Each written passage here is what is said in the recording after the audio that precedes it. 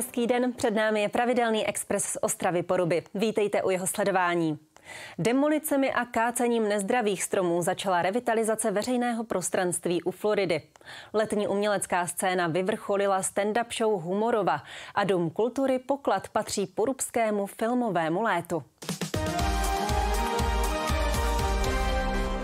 Prostranství u Floridy v Ostravě Porubě prochází celkovou revitalizací. Promění se v atraktivní prostor, kde budou moci lidé trávit volný čas a nejen jim procházet, jako je tomu teď. V Ostravě Porubě začala proměna veřejného prostranství, kterému se dlouhá léta říká u Floridy. Na jejím konci se stane jednou z nejvýraznějších a nejhezčích dominant obvodu. To prostranství už si dlouho zasloužilo revitalizaci. Je to jedno z opravdu centrálních částí, které navazuje bezprostředně na hlavní třídu. A my jsme dneska na stavbě.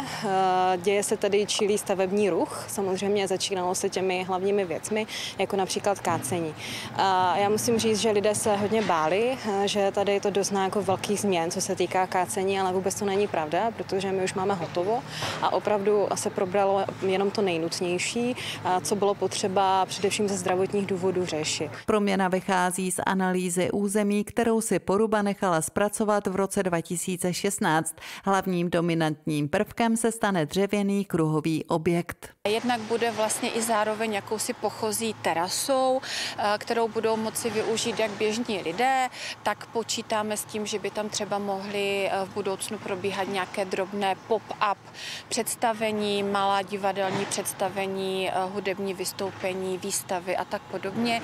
Zároveň ale může vlastně sloužit třeba jako galerie pro diváky při různých sportovních, kulturních a dalších akcích. Plochu doplní několik menších dřevěných pobytových mol a chybět nebudou ani herní prvky pro děti. Jak asi už je vidět, demoluje se původní objekt restaurace Florida, která tomuhle místu dala ten název. Nicméně o možnost jakéhosi občerstvení ani po té proměně lidé nepřijdou, jenom bude v jiné formě a to jako v nějaké moderní, kdy právě pod tou pochozí dřevěnou kruhovou terasou budou umístěny modulární kontejnery, z nichž právě v jednom se počítá s bistrem, s občerstvením, ve druhý by měl sloužit pro prodej zmrzliny a ve třetím by měly být umístěny veřejné toalety. Počítá se i s výsadbou zeleně. Kromě klasických druhů stromů, jako jsou lípy nebo javory, to budou i okrasné jabloně a višně, sakury a muchovníky.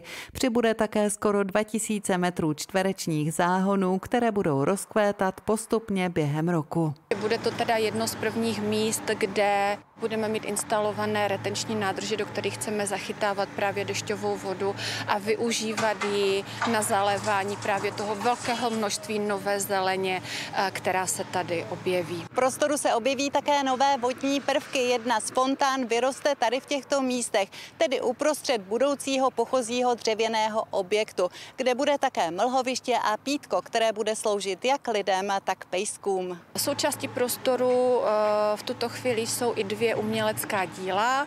Je to dekorativní stěna od akademického sochaře Vladislava Gajdy a potom socha Poruby od pana Miro Požára. Se zachováním obou těch děl se počítá, takže Porubané o ně nepřijdou, pouze prostě projdou renovací a budou přemístěny tak, aby vhodněji doplňovali ten nový koncept tady tohoto veřejného prostranství. Veškeré práce by měly skončit v polovině příštího roku. Náklady se vyžádají více než 80 milionů korun a významnou část by měly pokrýt peníze z dotačního programu ITI. Stand-up comedy show Humorova skončila letošní letní umělecká scéna, která už několik let zpestřuje prázdninové dny v Porubě. Probíhala na Alšově náměstí a na nádvoří zámku. Tak na tebe je to strašně velký tlak, abys to někam dotáhl. Letní uměleckou scénu v Porubě letos provázel nejen kvalitní program, ale i slunečné počasí. Návštěvnost tak byla vysoká. Dneska tady ukončujeme letní uměleckou scénu vystoupením skupiny Humorova, což je velice úspěšný žánr, protože ty stand-upy jsou velmi úspěšné u lidí a i dneska návštěva bude velice slušná. Jinak letní umělecká scéna se letos mimořádně povedla. přišlo hodně lidí prakticky na všechna vystoupení. Jsme moc rádi, že si našli i maminky s dětmi na dětská vystoupení čas a přišli se na to podívat. Já jsem se těšil strašně moc, protože my už tady vlastně vystupujeme, já nevím, už jako několik let a začalo to na Báňské, vlastně i po tom covidu jsme tady byli a tady vždycky výborná atmosféra. Pojedeme opravdu čistě jenom stand-up komedy, budeme 3, mám sebou výborné 2 kolegy, Pepu Chládka, Libora Macháčka, takže já si myslím, že to bude super. Snažíme se to vždycky dělat tak, aby to bylo co nejblíž prostě lidem a divákům, jo? Aby to pochopili. Jsou to obyčejná témata, které my zažíváme, ale častokrát se třeba o tom nechtějí bavit, jo? Takže proto my to chceme dát ven formou toho humoru, aby se lidi na tom zasmáli, protože to všichni znají. Kdyby náhodou někdo přišel se svojí milenkou, je tady televize Polar, prosím vás, bude se natačit první půle. Po druhé půli, po poločase je to v pohodě, dáme pauzu. Dneska jsem tady z toho důvodu, že tady mám své kamarádky, kterým se velmi líbilo vystoupení stand-upové, které tady proběhlo někdy před 14 dny nebo 3 týdny. A tak jsem si řekla, že i já dneska přijdu, ale upřímně nevím, na co jdeme a nechám se překvapit, těším se moc. Atmosféra je perfektní, všechno tady zajištěné, občerstvení, lidi mají skvělou náladu, takže těším se. My jsme se hodně těšili, protože máme Ondru rádi, my ho známe osobně už mnoho let a chodíme na něho kdekoliv tady v Ostravě, takže jo, já jsem se těšil hodně. Já jsem se těšila taky hodně, Ondra mi vystupoval i na svatbě, to bylo úplně pecka, super. A atmosféra super, jako vždycky, klobásky voní, pivo, víno, klasika. Letní uměleckou scénu tvoří 2 části. První přinesla překvapení v podobě pop-up vystoupení, druhá pak 6 koncertů a představení. Ovšem jsme si spolu mezi tím vypili pár. V rámci letošní letní umělecké scény vystoupila spousta účinkujících. Budu jmenovat nejúspěšnější vystoupení, které se odehrálo tady na zámku, a to bylo na Stojáka Live. Dále velký úspěch jsme zaznamenali také s kapelou Nedivoč, která vystoupila na Alšově náměstí v minulém týdnu.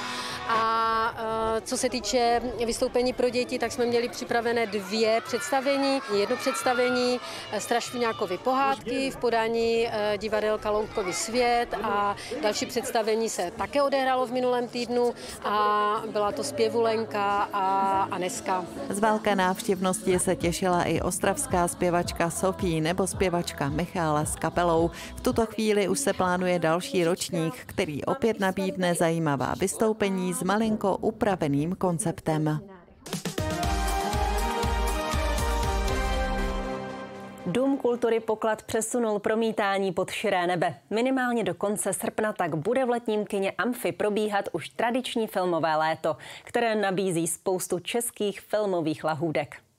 Letní kino Amfi oslavilo 56 let před premiérou filmu Vlny, na kterou přijel i režisér Jiří Mádl s herci. Promítání proběhlo v rámci Porubského filmového léta 3.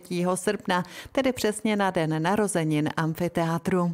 Otvíral se v roce 68, o kterém právě filmy Vlny pojednávají. Návštěvnost byla velmi příjemná, přišlo přes 900 lidí. Další zajímavý doprovodný program proběhne k filmu Tancuj Matildo s Karlem Rodenem v hlavní roli, který se bude promítat 15. srpna a o den později se do letního kina vůbec poprvé přesune Dámská jízda. Hrajeme film Prázdniny s broučkem a je to teda opravdu převážně určeno pro dámy, protože tam je DJ, drinky a i nějaké prezentace nějakých potřeb, nejenom pro dámy, si myslím. Letní filmové léto myslí i na rodiny s dětmi. Zhlédnout už mohli český film Gump jsme 2 a poslední srpnový den jsou zvány na animovaný film Kung Fu Panda 4. Já jsem tady z dálky, akorát já jsem tady v Ostravě poprvé v letním kině, takže jsem zvědavá. My jsme viděli 1, my jsme byli v kině, takže se těším hodně. Letos jsme poprvé, určitě pod nebíčkem, je to krásné. Jsme zvědaví, na 2 líbila se nám 1. Nabídku všech filmů najdete na webu dkpoklad.cz. Tolik z dnešního Expressu z Ostravy Poruby. U dalšího dílu se na vás budeme těšit opět za týden. Mějte se hezky.